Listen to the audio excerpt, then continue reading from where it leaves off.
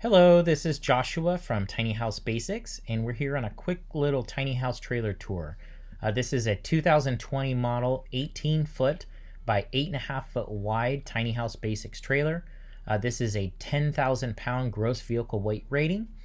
The trailer is made of 6x2 box tube frame.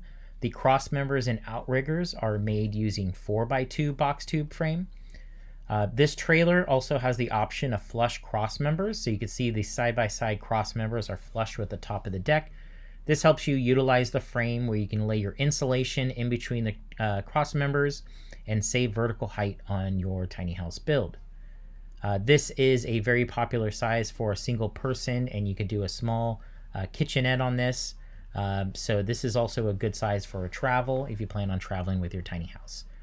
For more information on our tiny house trailers, please go to our website at tinyhousebasics.com, and you can request a quote for any size from 10 feet all the way up to 56 feet. Thank you so much for tuning in, and we'll see you guys in the next tour.